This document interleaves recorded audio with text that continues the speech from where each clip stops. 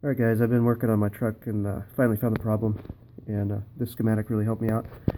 And I just wanted to show anybody else that's having the same issue. So basically when I turn the key in the ignition switch, right here, it's the ignition switch, the only thing on the dash was the battery light, and I would turn the key and nothing would happen.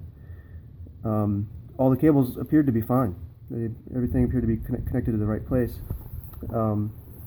So I was messing around for quite a while and finally got a hold of the schematic.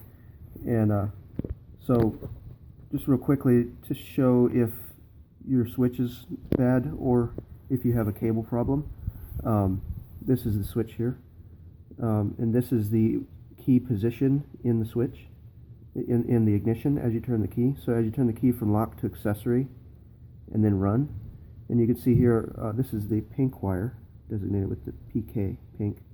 This was where my problem was in this pink wire. But this here you can see is a brown wire. It's going over here.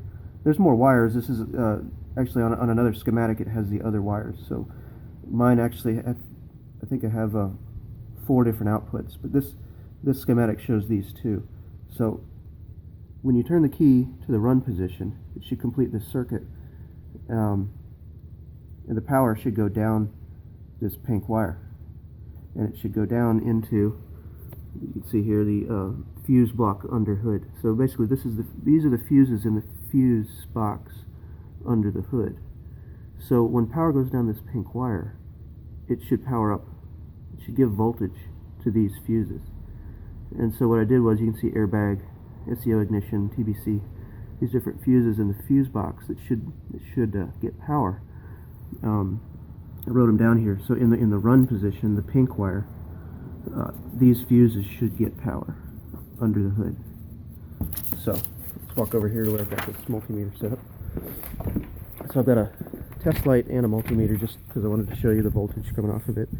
But this, so this ignition E is the one that I chose to look at. It's right here, the one that I've marked here, 10 amp. Now, you see this is that was the second one on my list there. It's just in a good spot for me to get a probe onto. So I've got my probe grounded over there on the alternator, same place I've got the multimeter set up. So I got my multimeter set up in DC volts, checking for that, and I just had the multimeter just clamped on there to the probe. So if the probe lights up, I should be able to see what the voltage is as well. So in theory, if I turn the key to the run position, this light should light up.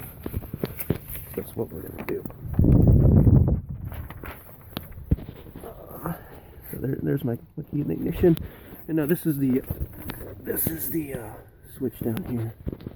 So this is my pink wire. Oh, I can't get my finger. It's the one on top. I'm colorblind, so I had to have my wife help me find it. But it's the pink wire. If you're not colorblind, I'm sure you can see it. But right there. So when you turn to the run position, that pink wire on top should get 12 volts. All right, and that 12 volts should carry down to the. It's gonna. While I'm down here, I'll show you this. That pink wire is going to go through this connector close to the firewall.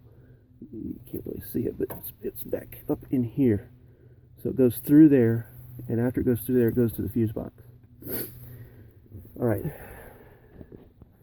So I'm going to turn this key to the run position, and my light is lit up.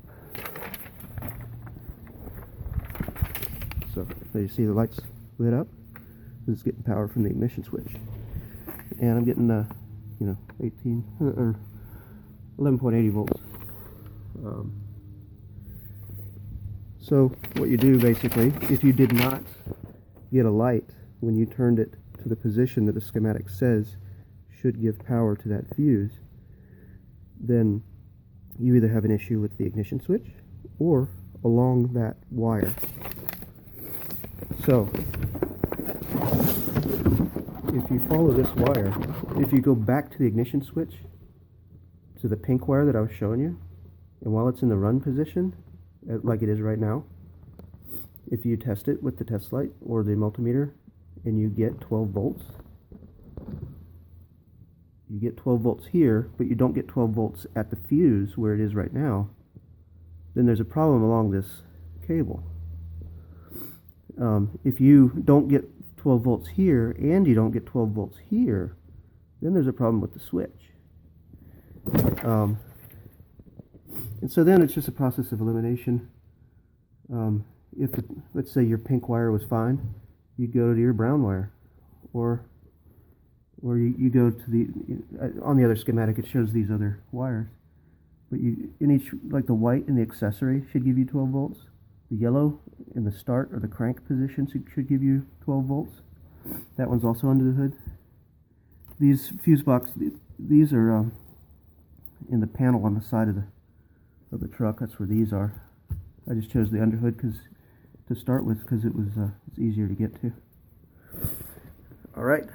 So my problem was there was a connector along the way. I have a remote start installed, so that was probably my fault. But there was I spliced into it here for the remote start, and that connector that I did under the heat shrink that I put on it, because I thought the heat shrink would hold it nice and tight, but even under that heat shrink, my connector separated. And once I determined that I had power at the switch and no power at the fuse, then the only other culprit could have been something along the wire. And as I was, you can test if there's different points along the wire that you can get your probe into. You can test to see, like if you have power here, you can see how far that power goes. And if it goes to this point, then you know that the problem is further on. For example, if that point is a good connection. Okay, well, I hope that maybe this will help somebody else. I wish I would have watched this video when I started, because it took me quite a while to figure this out. But, you know, I'm not a mechanic, so I feel kind of proud of myself. All right, thank you, bye.